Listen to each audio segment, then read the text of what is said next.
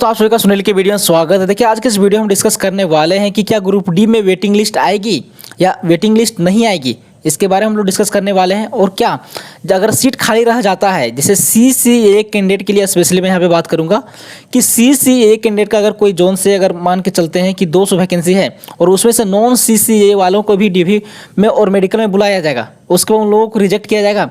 और तो क्या जो रियल में CCA वाले हैं तो उसको फिर से यहाँ पे वो सीट को भरने के लिए उनको मौका मिलेगा नहीं मिलेगा, ठीक है। या रेलवे में वेटिंग लिस्ट आने का क्या रूल है, वो किस प्रकार से आता है, तो इसके बारे में हम लोग पूरा डिस्कस करने वाले हैं।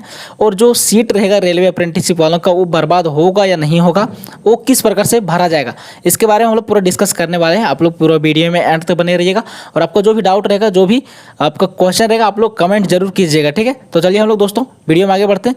और देखिए वीडियो में आगे बढ़ने से पहले मैं आपको प्रॉफिट स्टडी के मॉक टेस्ट के बारे में बताना चाहता हूँ, तो आप लोग आगे का वीडियो देखिए, आपको सारा कुछ बेनिफिट पता चल जाएगा। दोस्तों अगर आप रेलवे ग्रुप डी की तैयारी कर रहे हैं और आप एक CCA स्टूडेंट्स हैं, तो ऐसे में देखिए आपको पता होगा कि CCA का जोन वाइज डेटा आउट हो चुका है। तो ऐसे में आपका कंपटीशन सिर्फ आपके जोन के स्टूडेंट्स से होगा। और ये आपको कैसे पता चलेगा कि आपके जोन के स्टूडेंट्स कितना मार्क्स ला रहे हैं मॉक टेस्ट में, तो ऐसे में देखिए प्रॉफिट स्टडी की तरफ से मॉक टेस्ट प्रोवाइड करवाया जा रहा है। सबसे पहले मैं प्रॉफिट स्टडी के मॉक टेस्ट के बारे में बता देना चाहता हूं कि इसमें क्या क्या बेनिफिट आपको मिलेगा। तो देखिए इसमें आपको बेनिफिट मिलेगा कि अभी इनका ऑफर चल रहा है, ठीक है, इनके तरफ से अभी ऑफर दिया जा रहा है जिसमें आपको मात्र 20 रुपये मॉक टेस्ट प्रोवाइड करवाया जा रहा है। 100 टोटल मॉक टेस्ट आपको प्रोवाइड करवाया जाएगा, जिसमें मॉक टेस्ट भी रहेगा और यहाँ पे प्रीवियस ईयर टेस्ट भी इंक्लूड किया जाएगा। और ये देखिए आपको 1 साल के लिए वैलिडिटी रहेगा, हिंदी और इंग्लिश दोनों में आप लोग टेस्ट दे सकते हैं यहाँ पे। और देखिए आपको यहाँ पे सबसे खासियत बात इनका ये है कि आप यहाँ पे प्रॉफिट स्टडी मॉक टेस्ट में आप लोग जोन वाइज रैंक भी देख सकते हैं कि मेरा जोन में कितने कैंडिडेट ने मेरे से ज्यादा नंबर लाया और मेरे से कम नंबर लाया है। और आप लोग यहाँ पे ऑल इंडिया रैंक भी आप लोग देख सकते हैं। यहाँ पे इनकी तरफ से देखिए प्राइवेट व्हाट्सएप ग्रुप भी प्रोवाइड करवाया जा रहा है, ठीक है। तो ऐसे में आप लोग जो भी ग्रुप डी का तैयारी कर रहे हैं और जो CCA ये कैंडिडेट हैं, तो आप लोग सभी लोग परचेज करके रख लीजिए। 20 रुपये कोई बड़ा बात नहीं होता है। ऐसे में आप लोग अपना जोन के रैंक देख सकते हैं कि आपसे कितने लोग तेज हैं और आपसे कितने लोग कमजोर है, ठीक है। प्रॉफिट स्टडी के मॉक टेस्ट आपको परचेज करने के लिए सिंपली आपको क्या करना पड़ेगा, डिस्क्रिप्शन आपको लिंक दिए प्रॉफिट स्टडी ऐप का, आपको सिंपली डाउनलोड करना है। डाउनलोड करके आप लोग लॉग इन कीजिएगा। लॉग इन करने के बाद आपके सामने देखिए आपका होम पेज इस प्रकार से खुलेगा। आपको ऑल कोर्सेस में जाना है, ठीक है। आपको सिंपली यहाँ पे ऑल कोर्सेस में जाना है, ठीक है। इस प्रकार से आपका जो होम पेज दिखेगा। उसके बाद आपको सिंपली यहाँ पे क्या करना है, ऑल कोर्सेस में जाइएगा। उसके बाद आप जिस जोन से फॉर्म भरे हैं, जिस जोन से, ठीक है, सिंपली आपको उस जोन का आपको जो है परचेज कर लेना है मॉक टेस्ट। मान के चलिए आप अगर गुवाहाटी से भरे हैं तो आपको सिंपली यहाँ पे क्लिक करना है। आप लोग यहाँ पे क्लिक कीजिएगा तो आपके सामने देखिए कूपन कोड का ऑप्शन आएगा। आपको सिंपली क्या करना है, CCA 80, ठीक है। यहाँ पर आप लोग देख रहे हैं अभी 99 आपको दिखा रहा है कि 99 रुपया लग रहा है, ठीक है। लेकिन जब आप लोग CCA 80 यानी कि CCA 80 आप लोग जब कूपन कोड अप्लाई कीजिएगा तो ये प्राइस घट करके आपको मात्र 20 रुपया हो जाएगा, ठीक है। और समझ लीजिए 20 रुपया में आपको ये मॉक टेस्ट प्रोवाइड करवाया जा रहा है। तो आप लोग उसको यहाँ पे परचेज कर लीजिए। जैसे आप लोग परचेज कीजिएगा उसके बाद देखिए आपका यहाँ पे कंटेंट इस प्रकार से दिखेगा। आप लोग यहाँ पे देख सकते हैं।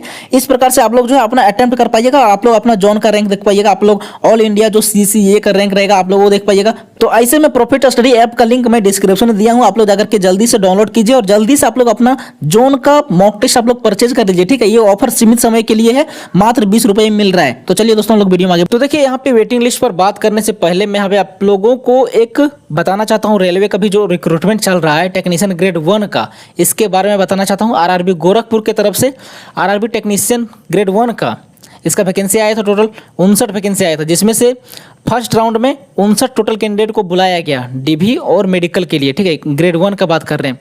उसके बाद 59 कैंडिडेट ने अपना DV प्लस मेडिकल करवाया। उसके बाद वो लोगों का जो फाइनल पैनल जो तैयार हुआ तो उसमें मात्र और मात्र 46 कैंडिडेट ही केवल सेलेक्ट हुए, बाकी 13 लोग वहाँ पे रिजेक्ट हो गए। अब 13 लोग रिजेक्ट होने का कारण ये भी हो सकता है कि मेडिकल प्रॉब्लम कुछ होगा, हो सकता है कोई सर्टिफिकेट अथवा डॉक्यूमेंट का प्रॉब्लम होगा, और हो सकता है कि वो अब्सेंट हो गए होंगे 13 कैंडिडेट, ठीक है। उसके बाद RRB गोरखपुर की तरफ से क्या हुआ कि उसका सेकेंड राउंड का DV भी जारी किया गया है, ठीक है, जिसमें से 8 कैंडिडेट का वहाँ पे फिर से डॉक्यूमेंट वेरिफिकेशन और मेडिकल के लिए बुलाया गया है। वो 8 कैंडिडेट जो है वो नए कैंडिडेट हैं, वो पहले वाले नहीं हैं, ठीक है। और यहाँ पे रह गया बात कि 5 कैंडिडेट कहाँ गए हैं, ठीक है, क्योंकि 13 कैंडिडेट जो है उसमें से पास नहीं कर पाए थे, मानी कि फाइनल में नाम उनका नहीं आया था। तो 13 कैंडिडेट में से 8 कैंडिडेट को तो बुलाया गया DV के लिए, लेकिन 5 कैंडिडेट कहाँ गए, तो हो सकता है उनका कोच प्रॉब्लम होगा, इसके लिए उन लोगों को हो सकता है स्टे करके रखा गया होगा कि आप लोगों को इस डेट में आना है, इस प्रकार से कुछ होगा, ठीक है। आरआरबी ने यहाँ पे क्लियर नहीं किया है नोटिस में। तो ऐसे में यहाँ पे समझने वाला बात ये है गाइज कि देखिए आरआरबी गोरखपुर की तरफ से 59 टोटल वैकेंसी निकाला गया था, जिसमें से 59 कैंडिडेट का पहला राउंड में 1:1 रेशियो का, इसमें आपको पता होगा कि ग्रुप डी चाहे कोई भी रेलवे का वैकेंसी है, इसमें 1:1 रेशियो में भी डीवी प्लस मेडिकल के लिए बुलाया जाता है, ठीक है। तो यहाँ पे जो 59 कैंडिडेट का टोटल वैकेंसी आया था, उसमें से 59 कैंडिडेट को बुलाया गया, 46 का वहाँ पे फाइनल सिलेक्शन हुआ, तो 13 कैंडिडेट जो बच गए हैं, तो उनमें से फिर से 8 कैंडिडेट का सेकेंड राउंड का डीवी निकाला गया है।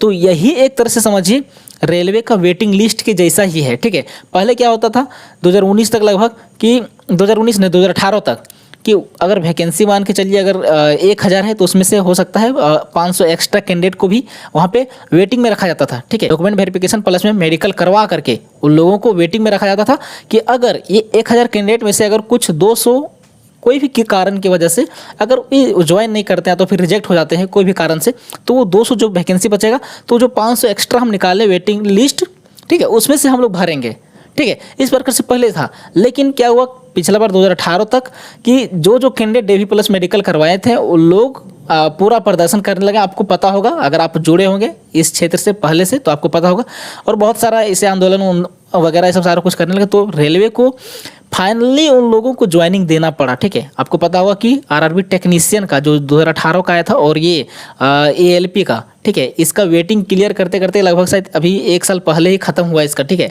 तो सभी को नौकरी देना पड़ा, तो इसी को लेकर के रेलवे ने वेटिंग लिस्ट का जो निकालता था पहले उसको ख़त्म कर दिया। रेलवे ये बोलने लगा कि हम देखिए जो वैकेंसी जैसे मान के चलिए कोई भी आरआरबी से अगर 200 वैकेंसी है तो 200 वैकेंसी हम फिल करेंगे, लेकिन हम वेटिंग लिस्ट नहीं जारी करेंगे, ठीक है। अगर 200 में से 200 कैंडिडेट को हम बुलाएं डीवी प्लस मेडिकल के लिए, उसमें से अगर 150 कैंडिडेट अगर सेलेक्ट होते हैं, फाइनल उन लोग का पैनल आता है जिसमें से 50 कैंडिडेट जो है रिजेक्ट हो गए, तो फिर से हम क्या करेंगे कट ऑफ को थोड़ा सा कम करके हम सेकेंड राउंड का डीवी निकालेंगे और उन 50 लोगों को फिर से बुलाएंगे डीवी प्लस मेडिकल के लिए। उसके बाद उन लोगों का ही हम फाइनल जो है पैनल तैयार करेंगे, उसमें से भी अगर मान के चलते हैं 50 कैंडिडेट में से अगर 10 कैंडिडेट फेल हो जाते हैं तो फिर से हम सेकेंड यानी कि थर्ड राउंड का डीवी निकालेंगे। तो इस प्रकार से करते करते जितना वैकेंसी आया हुआ है एक आरआरबी से आरआरसी से, तो उतना हम लोग फिल करेंगे। ये रेलवे का पिछला जो साल का रिकॉर्ड चल रहा है 2019 का, तो फिर जो भी 2018 का, इस प्रकार से 2018 का नहीं 2018 में तो वेटिंग आ रहा था, लेकिन 2019 के बाद से जो भी अभी चल रहा है, जैसे अभी आरआरबी टेक्नीशियन ग्रेड 1 का देख लीजिए, तो इस प्रकार से आ रहा है। तो ऐसे में हम लोग भी घबरा गए थे कि देखिए अगर मान के चलते हैं कि कोई आरआरसी से अगर सीसीएए में अगर 500 वैकेंसी हम एग्जाम्पल ले रहे हैं, उसमें से 500 कैंडिडेट, अभी आपको पता होगा कि सीसीए का डेटा आया है 1,31,420 आया, ठीक है। तो उसमें से नॉन रेलवे एस्टेब्लिशमेंट से करने वाले भी अप्रेंटिसशिप कैंडिडेट बहुत हैं, तो उन लोगों को भी डीवी प्लस मेडिकल में बुलाया जाएगा। तो ऐसे में क्या होगा कि अगर वो ज़्यादा नंबर लाएंगे तो कट ऑफ बढ़ा देंगे, और उन लोग अगर जाएंगे तो हो सकता है जो रियल सीसीए कैंडिडेट रहेंगे वो पीछे रह जाएंगे, ठीक है। तो ऐसे में रेलवे क्या करेगा कि उन लोगों को डीवी प्लस मेडिकल में डीवी में ही छाट देगा उन लोगों को। उसके बाद मान लेते 500 वैकेंसी में से अगर रियल में 300 सीसीए मिल गए, 300 का तो पैनल जारी होगा। उसके बाद जो 200 बच गए तो फिर से सेकेंड राउंड में उन लोग कट ऑफ नीचे करके यानी कि कम करके कट ऑफ फिर से 200 कैंडिडेट को बुलाया जाएगा रियल सीसीए को, ठीक है। अब देखिए रियल सीसीए यहाँ पे रहेंगे या नहीं रहेंगे वो तो डीवी में ही पता चलेगा, और डीवी में फिर से जाने के बाद अगर कोई रिजेक्ट होते हैं जो नॉन रेलवे एस्टेब्लिशमेंट से अप्रेंटिसशिप किए तो रिजेक्ट तो होंगे ही, ठीक है। तो मैं यहाँ पे एक बात आप लोगों से कहना चाहूँगा कि देखिए जितना वैकेंसी आया हुआ है कोई भी आरआरसी प्रत्येक आरआरसी जोन से, तो उतना रेलवे फिल करेगा ही करेगा, और जो रियल सीसीए रहेंगे उन्हीं से फिल किया जाएगा, ठीक है। और यहाँ पे बात आता है कि अगर नेक्स्ट वैकेंसी आ जाएगा तो क्या वहीं पे जो है सारा कुछ स्टॉप कर दिया जाएगा रिक्रूटमेंट का प्रोसेस? तो ऐसा नहीं होगा। अगर आरआरसी ने अगर कोई भी जोन से अगर निकाला है वैकेंसी 200 अगर निकाला है तो 200 भरेगा, चाहे नेक्स्ट वैकेंसी क्यों ना आ जाए, क्योंकि वैकेंसी का जब असेसमेंट होता है तो आपको पता होगा कि इस डेट से लेकर के इस डेट तक सारा कुछ असेसमेंट होता है, यानी कि उसके बीच में जितना भी वैकेंसी है वो सब सारा कुछ जो है फिल किया जाएगा। उसके बाद नेक्स्ट जो असेसमेंट होता है, जैसे अभी ग्रुप डी का एएलपी का जो आया हुआ है 2025 का, तो इसका फिर से नेक्स्ट ईयर तक लेकर के इसका असेसमेंट हुआ है। तो ऐसे में नेक्स्ट ईयर का जो वैकेंसी आएगा तो उसका नेक्स्ट ईयर तक लगभग 2026 तक असेसमेंट होगा। अभी जो 25 का रिक्रूटमेंट आएगा लास्ट में लगभग हो सकता है अक्टूबर नवंबर दिसंबर तक, तो उसमें देखिए नेक्स्ट ईयर तक का असेसमेंट होगा। तो ऐसे में आप लोग को इसमें घबराना नहीं है, आप लोग को बस पढ़ाई पर अपना ध्यान देना है। जितना आरआरसी की तरफ से वैकेंसी निकाला गया है उतना वो आरआरसी जो है फिल करेगा ही करेगा, ठीक है। बाकी हम लोग देखते हैं कि रेलवे क्या करता है क्या नहीं करता है, आप लोग को देखते रहना है। और बाकी आप लोग को पता चलेगा ग्रुप डी का भी जो भी चलेगा उसे तो आप लोग को पता चलेगा। प्लस में जो एएलपी का चल रहा है, अभी जेई का चलेगा, एनटीपीसी का चलेगा, और अभी आरआरबी टेक्नीशियन ग्रेड 1 का जो चल रहा है इसे तो पता चलेगा ही, ठीक है। तो ऐसे में आप लोग को पॉजिटिव रहना है और पढ़ाई पर ध्यान देना, ठीक है। तो चलिए दोस्तों, मिलते हैं नेक्स्ट वीडियो में। अगर कोई तरह का आपका डाउट है तो फिर कोई तरह का क्वेश्चन है तो आप लोग कमेंट कर सकते हैं, ठीक है। चलिए मिलते हैं नेक्स्ट वीडियो में, तब तक जय हिंद जय भारत।